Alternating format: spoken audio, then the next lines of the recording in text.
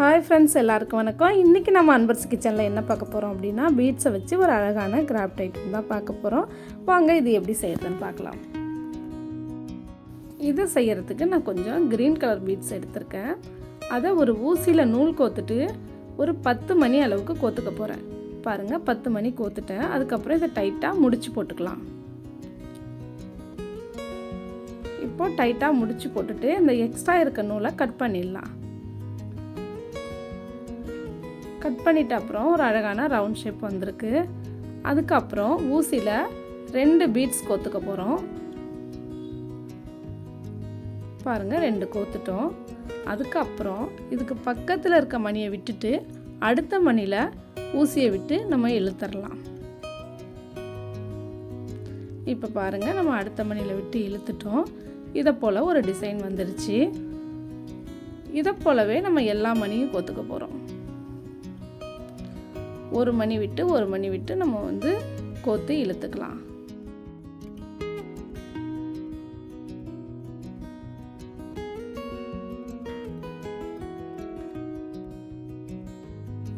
இப்போ பாருங்கள், இதை போல் நம்ம எல்லாமே கோத்து முடிச்சிட்டோம்.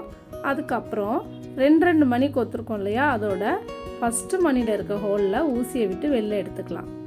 எடுத்துக்கிட்டு மறுபடியும் ஊசியில் 1 மணி கோத்துக்கலாம். பாருங்கள், 1 கோத்துட்டோம். அதுக்கப்புறம் பக்கத்தில் இருக்க மணியோட ஹோலில் விட்டு இழுத்துடுறோம். இப்போ பாருங்கள், ஒரு அழகான டிசைன் கிடச்சிருக்கு. அதுக்கப்புறம் ஊசியை பக்கத்தில் இருக்க மணியில் விட்டு மேலே 2 மணி கோத்துருக்கோம் இல்லையா, அதோட ஹோலில் விட்டு இழுத்துடலாம். ஃபஸ்ட்டு மணியோட ஹோலில் இந்த ஊசியை விட்டு இழுத்துட்டோம். அதுக்கப்புறம் ஒரு பீட்ஸ் எடுத்து கோத்துக்கலாம். கோத்துக்கிட்டு 2வது பீட்குள்ளே விட்டு இழுத்துடலாம்.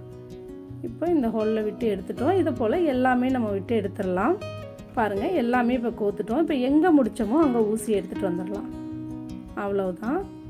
எக்ஸ்ட்ரா நூலை கட் பண்ணிவிட்டு டைட்டாக முடிச்சு போட்டு விட்டுடலாம். இப்போ டைட் பண்ணிவிட்டு மீதம் இருக்க எக்ஸ்ட்ரா நூலையும் கட் பண்ணிட்டோம். ஒரு அழகான ஸ்டார் கிடச்சிருச்சு பாருங்கள். இப்போ பாருங்கள், இது முடிச்சிட்டோம். இதுக்கு அடியில் தொங்க விடுறதுக்கு ஒரு டிசைன் பண்ணணும். அதுக்கு வந்து திலகம் ஷேப்பில் இருக்க ஒரு பீட்ஸ் எடுத்திருக்கேன் க்ரீன் கலரில். அதை வந்து ஊசியில் கோத்து நம்ம கட்டி ஃபஸ்ட்டு நல்லா டைட் பண்ணி ஒரு முடிச்சு போட்டுக்கிறோம். அதுக்கப்புறம் ஒரு கோல்டன் பீட்ஸ் வந்து மாட்டியிருக்கேன். அப்புறம் பொடி மணி ஒரு 6 மணி அளவுக்கு நம்ம கோத்துருக்கோம். இப்போது இந்த 6 பீட்ஸ் கோத்துட்டோம். அதுக்கப்புறம் ஒரு கோல்டன் திலகம் பீட்ஸ் எடுத்திருக்கேன். அதையும் இதில் கோத்து விட்டுறேன்.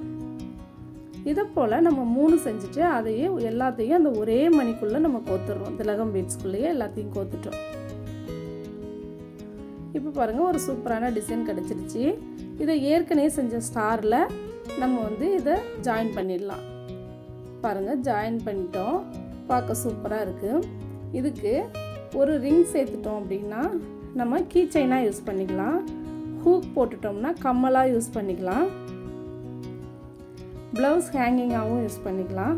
பார்க்குறதுக்கு எவ்வளோ அழகாக இருக்குது பாருங்கள். நான் ஒரு மணி செஞ்சுருக்கேன். அதுக்கு டாலராகவும் அது கூடவே இது கம்மலாகவும் பண்ணியிருக்கேன். பாருங்கள், பார்க்க எவ்வளோ சூப்பராக இருக்குது. கிறிஸ்மஸ் டைமுங்கிறதுனால கிறிஸ்மஸ் ட்ரீயில் கூட மாட்டி விடுறதுக்காக இது தொங்க விடலாம். இதை மாதிரி செஞ்சு நம்ம இதை எப்படி வேணாலும் யூஸ் பண்ணிக்கலாம். பார்க்கவே எவ்வளோ சூப்பராக இருக்குது பாருங்கள். நீங்கள் இதை ரெடி பண்ணி பாருங்கள். உங்களுக்கு இது பிடிச்சிருந்துச்சுன்னா எப்படி இருந்துச்சுன்னு சொல்லுங்கள். எனக்கு ரொம்ப நாளாக வந்து ஹெல்த் ப்ராப்ளம், அதனால் ஒரு 8 மாதமாக நான் வீடியோலாம் போடலை. தொடர்ந்து 3 சர்ஜரி பண்ணுற மாதிரி ஆயிடுச்சு. இப்போ ஆப்ரேஷனுக்கு அப்புறம் கொஞ்சம் நல்லா இருக்கேன்.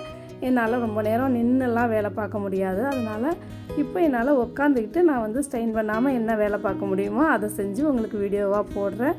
பாருங்கள், சீக்கிரமே நான் கிச்சனுக்கு வந்து சமைக்கலாம் ஆரம்பிச்சிருவேன். நன்றி, வணக்கம்.